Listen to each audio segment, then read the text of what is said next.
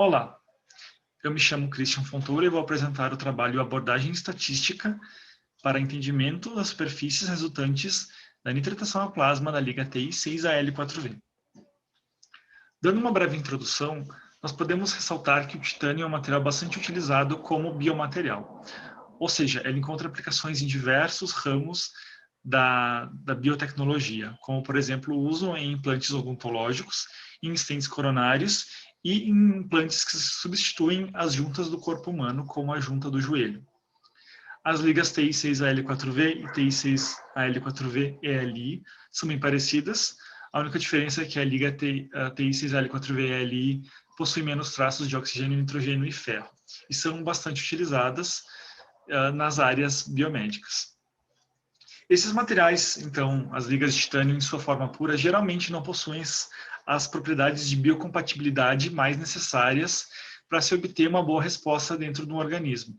Então, geralmente, a modificação é aplicada nesses materiais para obter melhores propriedades de superfície. Um tipo de aplicação de modificação, então, são as modificações assistidas por plasma, dentre elas a deposição de filmes finos, a oxidação e a nitratação. Então, a nitratação, a plasma, é um processo que fornece, então, o endurecimento da camada mais externa do material através da síntese de compostos cerâmicos. Essa criação dessa camada, então, ela vai resultar em algumas outras propriedades, como o aumento da dureza, uma melhora na resistência ao desgaste e a criação de uma camada que bloqueia a liberação de íons tóxicos, como alumínio e vanádio. Além disso, modificações permanentes ou não, como a modificação da molhabilidade e topografia, vão ser fatores decisivos que vão ditar como a biocompatibilidade desse material vai acontecer. Então, essa nitratação a plasma ela foi feita nos materiais, nessa liga de titânio, pelo método de cátodo-oco. Então, essa figura ilustra como é o processo. A amostra é colocada, então, na cavidade catódica. A câmara é evacuada até uma pressão de base de 0,05 milibar. E, então, com a injeção dos gases nitrogênio e hidrogênio, atinge-se uma pressão de trabalho de 1 milibar. Foi usada, então, uma fonte de radiofrequência que forneceu, então, a temperatura ao sistema.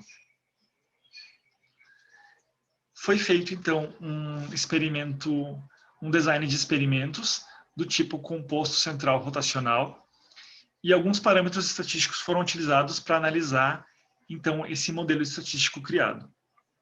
Foram utilizadas as tabelas ANOVA de 2 vias, foi utilizado um erro puro com 95% de confiança, um modelo quadrático, então analisaram-se os gráficos de Pareto e as superfícies de resposta, utilizando o software estatística.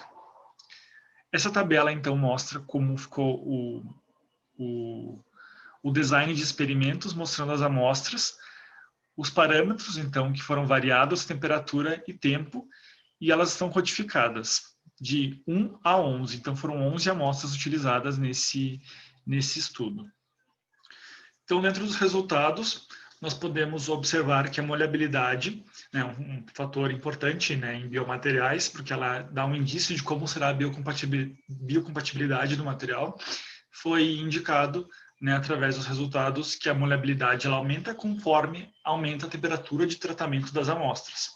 Ou seja, o ângulo ele vai diminuindo.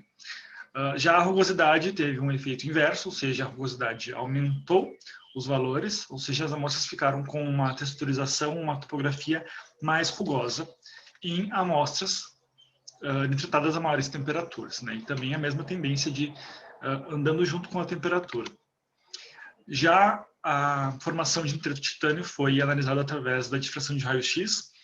Para fazer essa comparação, então, foi integrado o pico TIN111, e observou-se que amostras com temperaturas mais altas, também a formação de TIN foi mais elevada. Já para a microdureza, esse gráfico mostra a tendência da temperatura. Então, observou-se que a dureza, ela, de forma pura, ela é aproximadamente 360 HV, e em todas as amostras nitratadas houve um aumento da dureza considerável, e ele segue a mesma tendência. Então, de 600 a 1000 graus tem um aumento bastante elevado, com as maiores durezas a partir ali dos 900 graus, já acima dos 1400 HV. Os gráficos de Pareto, eles nos dizem qual a variável é a mais importante. Nesse caso, foi unânime para todos os Paretos que a temperatura linear é o fator que mais influenciou nos resultados obtidos em cada um dos modelos. As superfícies de resposta também ajudaram a dar uma esclarecida na intensidade dessas propriedades. Os gráficos aqui eles podem ser lidos da seguinte forma. Pontos, né, regiões vermelhas, são aquelas de maior intensidade e verdes as de menos intensidade. Então, aqui para o ângulo de contato, a gente vê, com o aumento da temperatura, um deslocamento para valores menores. Na rugosidade, na microdureza e na intensidade do pico de nitreto de titânio, para valores de temperatura maiores, estão os maiores valores, né? Ou seja, aqueles resultados observados antes. E a tabela nova ajuda a analisar a significância estatística dos modelos.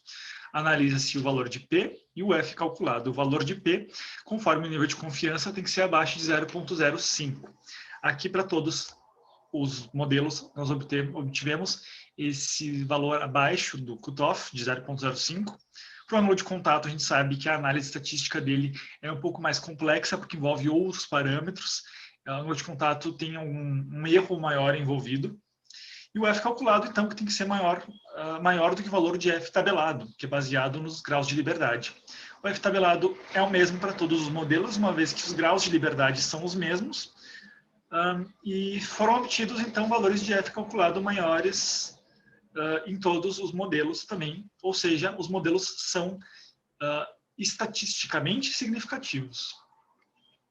Então, essa estatística toda, ela pode ser bastante eficiente para alocar parâmetros em superfícies nitretadas do TI6AL4V, ajustando as propriedades de acordo com a sua aplicação, né? Que é um pouco mais de dureza, um pouco mais de molhabilidade, então ajusta conforme os parâmetros, né? Tempo e temperatura. Foi observado, então, que os processos de fusão eles foram influenciados pela temperatura, o que está totalmente em consonância com a literatura. Né? Nós vimos a melhoria dessas modificações em temperaturas mais altas, né? Elas ficaram mais eficientes e faz todo o sentido.